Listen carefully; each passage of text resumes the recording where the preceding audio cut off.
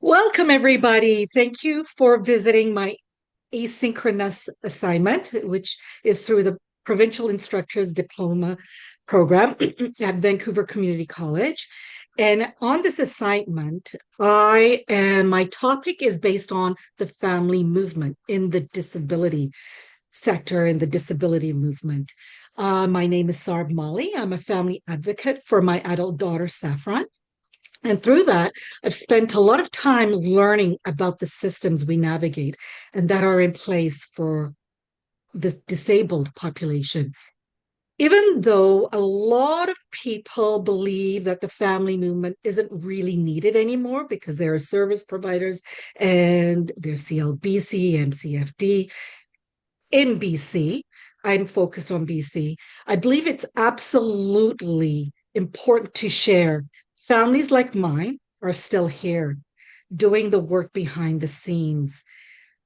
I'm doing these interviews because I want to have real conversations with other parents who are also doing their part to keep pushing the disability and community living movement forward. I want to hear about their experiences, challenges, and what keeps them going. Well, thanks for being here, everybody. And let me introduce you. This is Dr. Nan Stevens. She's quite humble, and I always call her Dr. Nan because we're becoming good friends. Welcome, Nan. Thanks for having me, Sarb. Thank you. Thank you for being here. So, why don't you share with me and everybody else a bit of your personal journey in contributing to the disability movement as a parent, as a family member? Sure. So my loved one is now 22 years old. He's my oldest son. I had two sons. I had him late in life at almost 40. I had my second son at 42. I had been an educator in the K to 12 system for my career before that for 15 years. So I thought I knew a little bit about marginalized folks. I always chose to teach within inner city contexts where students had numerous needs way beyond education, social needs, financial, living in poverty, living with food insecurity in foster care, all kinds of situations that allowed me to grow in a way that most teachers don't have the opportunity to grow, which was to advocate for students with different needs in social service sector already. So when I had my own son who pushed me in this direction even more, was kind of a continuation of my professional learning. But as a mother of a high needs child who will be dependent for his life, I've had to navigate numerous systems, the medical system, the educational system, social service systems. Now I'm within the community living British Columbia system for his housing needs and his day program and all of his needs, Support uh, needs, yes. set up through community living British Columbia. And I'm trying to navigate so that my son Westin can have the best quality of life that he can have. And it's Yeah. been a learning curve. And in my professional life, I'm a teacher educator now. I support teachers learning to work with neurodivergent and physically diverse individuals in classrooms. And as a teacher educator, I'm charged with preparing the generalist teacher for working with exceptional students in their classrooms. And so my personal life and my professional life paralleled beautifully. And at Mhm. a very late stage in my career at 50, which is unusual, I signed up for a doctorate degree in inclusive education that focuses on disability and advocacy with the family movement embedded in that. Right. So I'm alongside SARB 1000% that primary caregivers like myself Mhm. are involved in social change. We have to be. And that the work that was done 60 years ago that ended up in deinstitutionalization, that was started at dining room tables by mothers and fathers and loved ones who were trying to um, bring their sons and daughters back home from institutionalizations. We're just doing it differently. We're doing it within community. We're doing it with the UN Convention and Yes. some accessibility and human rights laws behind us. And so the family is absolutely forerunner in making social change. Because if we're not doing it, who's doing it? Absolutely. You've hit on a few points. So I just want to go back a bit. So your experience you've shared quite, I didn't want to interrupt you because you've walked all of us through the change and you've been part of it. So when we look at the systemic change from before to today and where the family involvement piece is, the participation, the collaboration with decision makers, share a little bit of your insight on or your personal experience on that piece. So I can speak about it in the context of where I am right now. I kind of gave you a chronology of how I came to be in this situation and the positionality that I hold. With Westin in adult sector now and his support system being community living British Columbia, the social workers, I mean, we're on social worker number 6. He's 22. He entered the system when he was 18. So in 4 years, and I just give that slice of the pie because Mm, 6 social workers in less than 4 years, and each one is coming with a different agenda or wish or goal and level of experience. And so just in that context, I'm usually the one to bring everybody up to speed, to try to coach the more green social workers who aren't really up on all of the things that are happening for our loved ones in community. And so within, my personal journey with my son, I feel a responsibility to provide as much education and understanding about systems, even to the people that are supporting Weston, yes. because Mhm. I've learned that the primary caregiver, mother, father, aunt, uncle, grandmother, whomever is in that role, because it's mostly the mother, but it can be others, are doing this advocacy work and really are experts in their child or loved one, but they're experts in navigating systems because they've had to. Yeah, absolutely. I totally agree with this based on my personal experience. So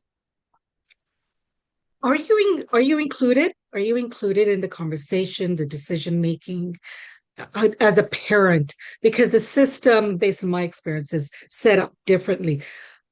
How does that work? Weston is deemed an adult in the law, under the law. And so, under the human rights, he can make decisions for himself.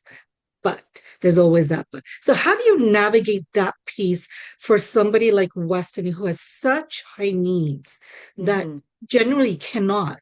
Like there's that piece, and I'm trying to keep this language in layman's because there's so many families out there who know the experience and their child has exceptional needs and who Hmm. cannot speak, or a caregiver who cannot speak for themselves.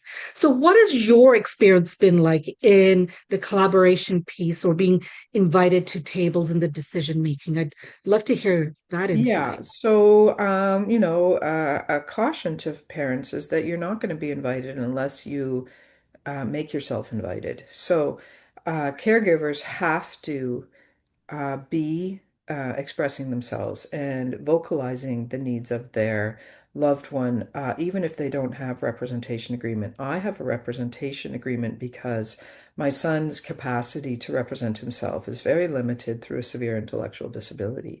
And Yeah. so based on that alone, I have the absolute, and he's nonverbal, so I have the absolute um, privilege to represent Mhm. him, even if I wasn't legally his representative in an agreement of sorts that's a legal document now. For those of you who have more verbal loved ones or who have loved ones with a higher capacity, it's absolutely essential that we take it upon ourselves to situate Mhm. ourselves in the conversation, and we may not be invited because the Yes. social workers and the managers and analysts at CLBC and other agencies think that they are doing the best and think that they can navigate this without the primary caregiver.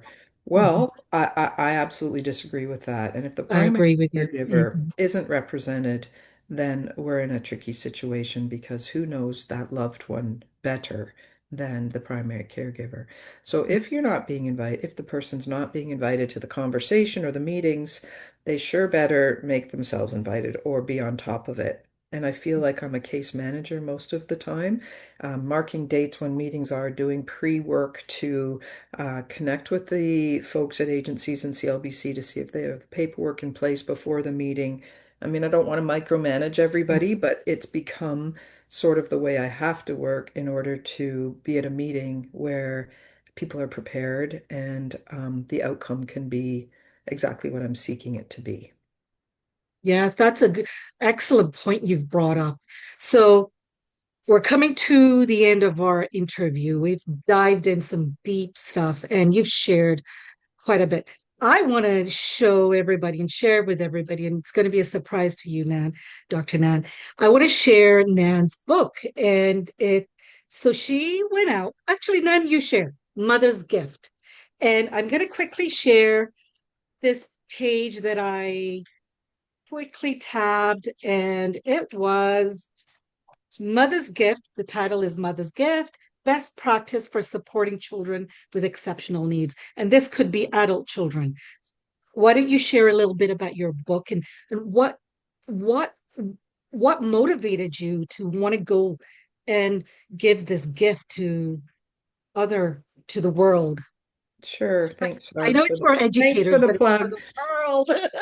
So late in my career, just before retirement, I had a contract with a publisher, and I proposed that an education publisher who creates textbooks for educators and helping professionals. And I proposed this book from the perspective of mothers who have raised or are raising exceptional children, to provide their lived experience, and from the lived experience offer best practice to helping practitioners. So there's 20 narratives that are directly from the voice of people just like me. They're all mothers across Canada, different ethnicities, different socioeconomic backgrounds.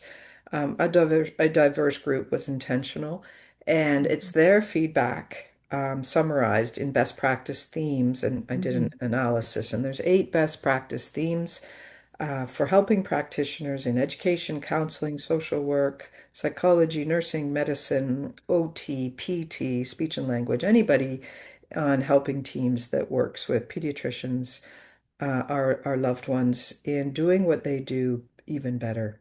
Because Yeah. the mothers were wanting more responsive practice and more family centered practice. And Mm. these feedback themes or best practice themes are offered by me from the lived experience of 20 mothers so that our needs will be better met, our children's needs will be met in a more responsive way. Yeah, I really appreciate you sharing that perspective. And I just want to also share with the viewer that this isn't a reflection on fathers. It's just you focused on mothers because statistics say 95% of caregivers of individuals with disabilities are female mother, the maternal role. Would you Yeah, like to share more? the literature is where that data comes from. So there's Yeah. quite a lot of literature on who Mm. is the primary caregiver when it's a medically fragile or neurodivergent loved one being brought into this world. And the literature over and over again states that the primary caregiver and the advocate and the navigator of all things is the biological mother. And the other 5% is folks that I mentioned earlier, father, Mm. uncle, foster person, grandchild or grandmother, Mm. grandparent. But about 95% in the Yeah. literature is the biological mother. So that's Yeah. why I focused on those 20 volunteer mother authors to donate Yes. their Amazing journeys. stories. Like I Mhm. relate because, as you know, my journey. The book I found was written very. It's easy to read, which is a relief, and a release of this anxiety that anybody can read it. It's so So, easy to read and relate. And was that yeah. intentional Yeah, or? well, it's two-pronged, as my publisher calls it. It is a textbook for helping professionals and in-service practitioners who aren't in schools of nursing or schools of medicine, but already practicing. It's a textbook for all of those folks in continuing Mhm. education. And it is a nonfiction read for the general public, exactly what you're saying, to get a glimpse into this unseen, private, messy, gritty journey. The Yeah. stories are the real deal. Mhm. Lots of physical and mental health issues for the mothers who are feeling burnt out. Quite a number of descriptions around children who are in and out of the hospital more than we would know, Yeah. living that fine line of, you know, high dependency and the medical model and the quality of life that we're all trying to Yes. give our loved ones. So it is a nonfiction read. Thank you, Sarb, for anybody to get a glimpse into this Mhm. journey, exceptional journey of mothering and parenting a Yeah. high needs or medically fragile loved one. And it's unseen. There's not a lot of literature from the heart, from the lived experience, from the voice of the Yeah. primary caregiver with those gritty Yes. details. So, Yes. yeah, And by the way, quickly, I received Special Olympics email, and Westin Swim fundraiser is coming up, and I'll be excited to good. participate in that. So Thank you. while we close up and conclude our interview, what lasting thought would you like to share for the future of the family movement, the disability movement, Weston's future? Any thought that Mhm. you would like to share? So the family movement, why it was so successful in the deinstitutionalization within Canada and its legacy from that is that the families banded together. And so this isolating journey of raising, really high needs or challenging young ones from birth to adulthood, it's hard, it's lonely, it's just late nights, hard work, Mm. just a commitment that is beyond the typical child, if you will. And the way the family movement ended up being so successful in making things happen in community for our loved ones to have better lives is we found each other, we stayed together, and the parents had to find each other because things won't happen in isolation. And so my Yeah. last thought is anyone out there who identifies as a caregiver of an exceptional human, reach out, find those resources. There's many.